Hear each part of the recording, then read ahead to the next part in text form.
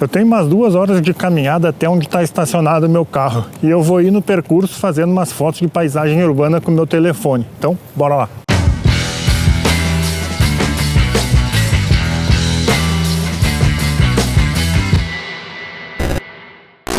Fala galera, sejam todos muito bem-vindos. Eu sou o Renato e hoje eu estou aqui em Frankfurt para fazer algumas fotos de paisagem urbana com meu iPhone 14. Inclusive, se tu quiser saber como que é a qualidade de gravação de vídeo desse telefone, eu estou me gravando com ele nesse exato momento no modo cinematográfico em 30 frames por segundo. Então, como a minha caminhada é bem longa, deixa eu trocar aqui para a GoPro e começar a caminhar. Mas já deixa o like aí e se inscreve no canal caso tu curta esse tipo de conteúdo de fotografia na prática, dica de fotografia e tutorial de Adobe Photoshop e Lightroom. Bora lá começar essa caminhada.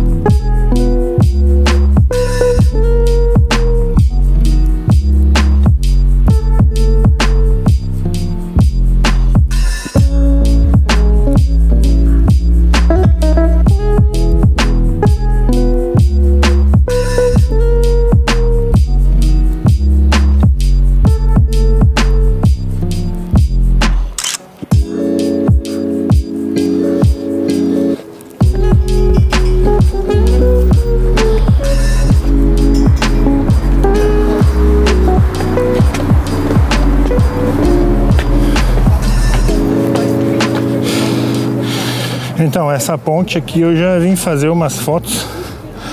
Vou deixar o link aí no card caso tu queira assistir, falando de longa exposição.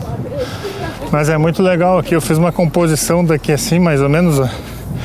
Vamos fazer um pouco diferente hoje, já que eu tô com o celular.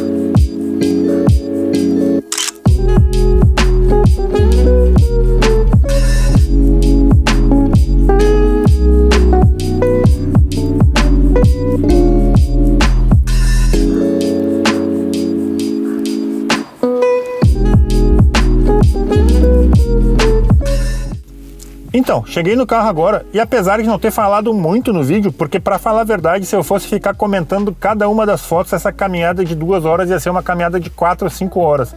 Então eu achei melhor não fazer muitos comentários sobre as fotos, mas me diz aí o que tu achou, porque eu acho que ficou bem legal.